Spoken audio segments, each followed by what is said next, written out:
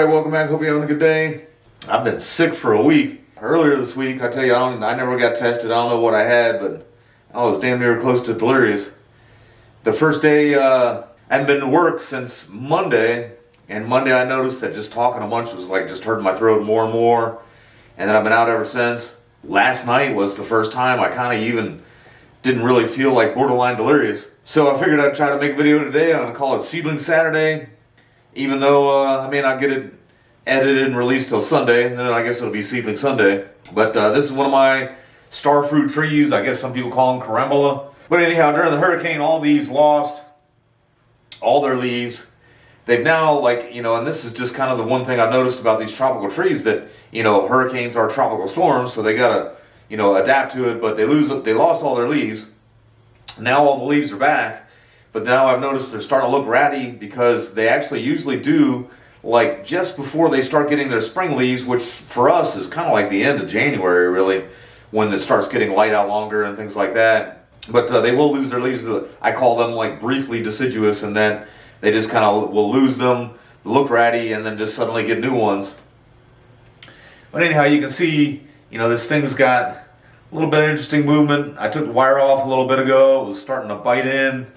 Let's see, this is why I'm off to the side usually, so I can try to show you guys some things. But you can see right here and here where it was biting in just a little bit.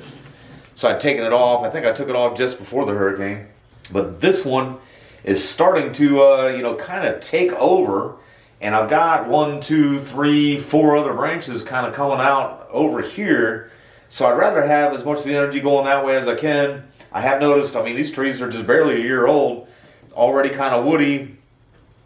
Already getting pretty lignified too. But I think I'm going to go ahead and just take this out. There's kind of a different, different ways you could say, well, just let that grow like crazy and then, build up a bunch of taper and then chop it. But then you got huge chop scars to heal up. And so I think some of these I'd rather just go ahead and kind of chop as I go and have a little chop scar to heal up there. But save me some movement down below. And then also I keep this, actually I had to move around a bunch of stuff after the hurricane. And I've been keeping it next to some of the big buckets of like Portulacaria Averrhoa cuttings that I keep, or dwarf jade, and I prune them every now and again. And I think, they always say never prune a cutting and everything, or never water a cutting till it takes root. I water this almost every day, and look at this. This thing has, wow, that's a dwarf jade growing there. It's broken, but it is also actually taking root. Now, usually when I do take the cuttings, I don't water right away, but that just kind of like throws that right on out the water there. They will really survive almost anything. Here's another one on the other side. That one has taken root too. Amazing little succulents there. This one you can see again. A little bite there and a little bite there. It actually sprouted a branch right there where the wire was biting in. And so when I did take that wire off, I noticed that this piece here was going straight out that way. And so I just took the wire off, that I just taken off because that was just outside, and just wrapped that up. And now I noticed, though, I don't know about how long ago that was, but when I did that, because they're so apical and they want to grow straight up, after I did that, it started sprouting all these down here because, like a tree, some people say like trees think and things like that. They don't really think. They're just kind of like a lazy teenager. They'll do like whatever it takes to do what it is they want to do. If they want to see you in math class, they're going to do the easiest way to do it. And a tree wants to grow. And I was making it kind of difficult on it because this was not facing the sun the way it usually would. And so it just sprouts some new ones along here. And so what I'm going to do with this guy is just take these off. I don't really want those that low on the trunk. Actually, that one I might leave there. This one's right on the inside of the curve there, so I know I definitely don't want that. That was a little spot there that I had already chopped it a little bit too. I just noticed that. That one was a little low right on the edge of that. This one's, maybe not in a horrible spot. That's why I decided to go ahead and keep that. And then, of course, these coming right off the top. I know in the original video I had made about these, I had mentioned that a couple of them I may plant in the ground, just try to get some starfruit out of. But I've been seeing some really nice examples of bonsai of these, and they still get the fruit. I mean, sometimes you got to trim them up before you really get a chance to get the fruit, but I think just so I can keep that facing up, go ahead and use advantage of this, or take advantage of the longer trunk that it does have, and just kind of wrap that up like that for now. Not really a formal wiring by any means, but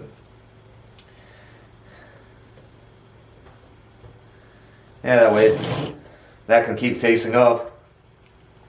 Actually, let me get that in there a little bit tighter than that.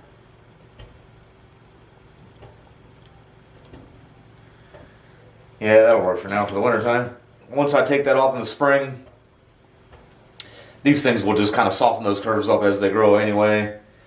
These things really do grow fast. I was going to look to see how the drain hole looked, and the drain hole is just full of roots. That's a little bit of a...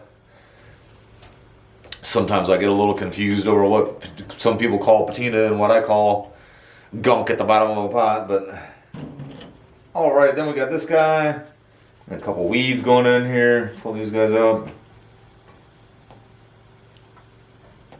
This is, I'd have to go back and watch that video I made when I repotted them, but this looks like I put it in mostly all good substrate too, and it's got the least amount of movement coming out of the trunk. But I was kind of surprised this one stood up against, you know, some of the other ones, they tumbled and I had to replace some substrate and everything. This one kind of stood its ground, and I realized that the roots had actually all come out of the holes and had actually rooted themselves into the pallet that it was sitting on.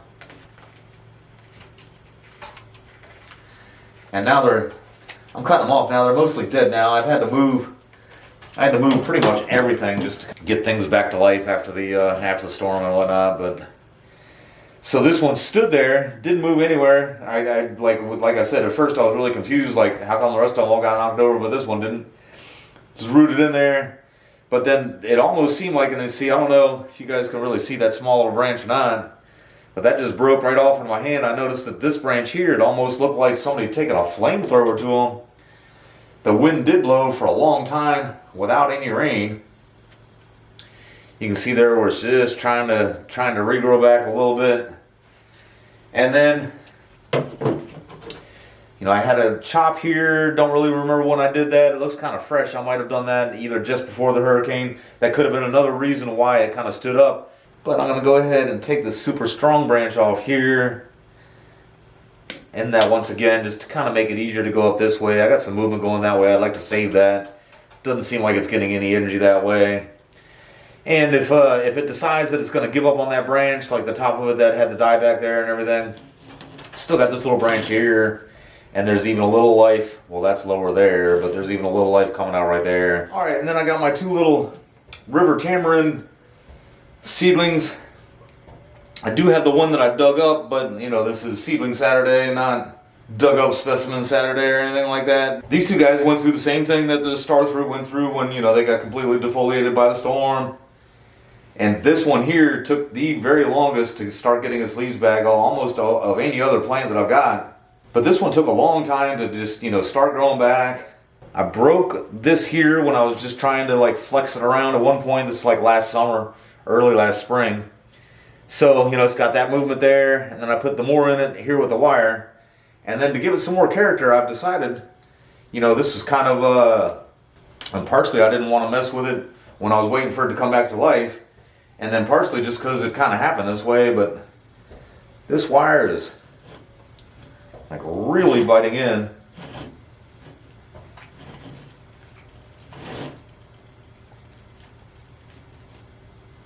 But you can see the marks there. And then just, you know, my idea here to give it a little bit more character is I'm going to go ahead and wrap this the opposite way. That way it cuts, you know, makes a little crosshatch mark instead of just biting in the one way. Probably won't get too much more movement out of it. Probably just to specifically hold that movement and to keep it from straightening out anymore. Alright, so I got the wire back on there. I got it wrapped the opposite way around the trunk. And then I actually picked it up some. It's got plenty of character down here from where I broke it earlier in the spring. Looks like it's trying to regrow an apex there. It looks like this apex actually kind of died a little bit. It's got some growth going there. So I might have to reposition that, you know, a few times before I go to do any big major work on it. But for now, we'll just see how that turns out like that. I do like these little trees. All right, then we got this guy almost out of the reach of the camera there. This one was just so surprising because as it was completely defoliated and everything too, it just started growing. It almost seemed like the next day I saw buds coming off of this guy. But I'm gonna do the same thing. I'm gonna take the wire off and wrap it the opposite way. This one doesn't have quite as much movement down lower. I might see if I'm gonna take the wire off first and kind of test it, but I was thinking maybe I could get some thicker wire on there and get a bend in there, but it's not long enough to really get any good, you know, work on it. But in just a year here, these are just about the same age as those starfruit trees.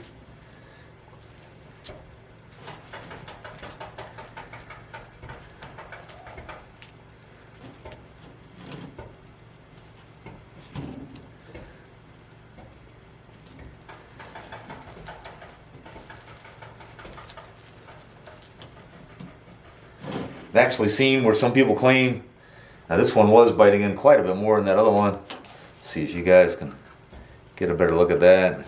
I've actually seen where some people will purposely wrap a tree up like that and let the tree envelop it. If I was going to try it, it would be on something like this. I mean, obviously it was just some seeds I picked up for free while I was picking up a pizza actually. But let's just get this wired up the opposite way, see what I can do. So I pretty much did the same thing. The wire on there in the opposite direction. And then I actually wired it up a little bit higher so I could get some more movement in the apex there. Kind of brought this piece down a little bit so I could bring this piece back out, down and out. And we'll see how that guy looks going into the spring. All right, and next up is my moringa trees. Before the storm, I had 9. Now I've got, well, right now I've got 5. I've got a few out there that actually look about like this guy looked just a couple days ago. And it's got just a little tiny sprout coming up there. You know, some people, you know, they say, well, how can you tell when a plant's dead? And like I always wait until like all hope is lost. I mean, like this one here, that's the way moringa will grow sometimes. This one actually got a sprout next to the stump that was dead. But a couple of them, oh, I'm sorry, I might have been off camera there. It was a sprout there next to the stump. But like one of them that I completely gave up on, like you can see the way that they'll start shrinking away from the soil. Some of them were actually in this, and I just kind of, you know, still spill water on them, hope for the best. But anyhow, of the other 4, one's completely gone, but when I did pull it up, it still had a couple of white roots on there. Kind of felt bad for pulling it up. So I'll leave the other 3, see if they get any little sprouts. This one, I wound up having to chop. Got a little weak growth here. I mean, of course, and that could just be because, you know, it's just November, December growth. This one is kind of low and already lignified. And then there's this guy here. I'm going to go ahead and like put a little wire on that now and just try to get some movement as lower in the trunk as I can. I noticed, I mean, they're not considered a succulent, but I noticed that these trunks are a little succulent-like in that they swell up like that. And some of the stumps of which, when I repot these in the spring, you'll see they get almost like a little caudex on them. But let me put a little wire on that guy. So you can see I got a little movement out of here in the bottom of this guy. I thought about not putting any on there at all just because I want to make sure that they all do live. People that sell these seeds and everything, they want an arm and a leg for them.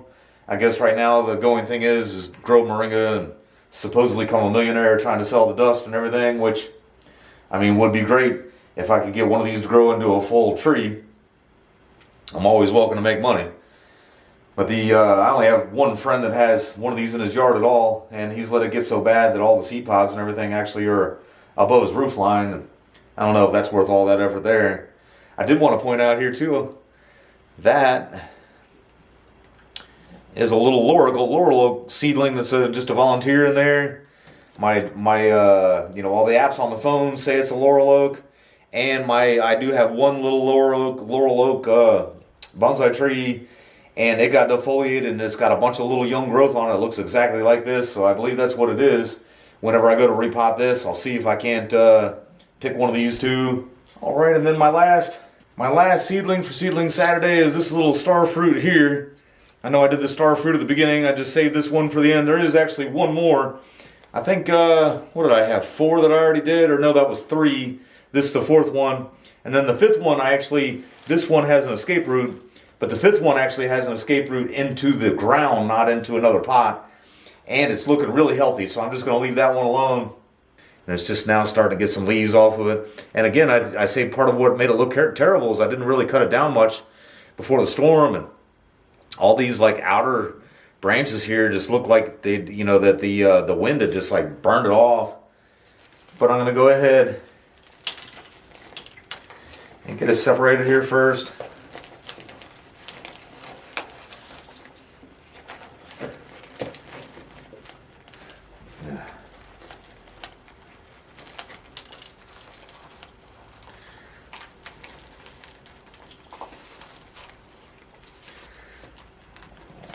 Let's see what we got going on here.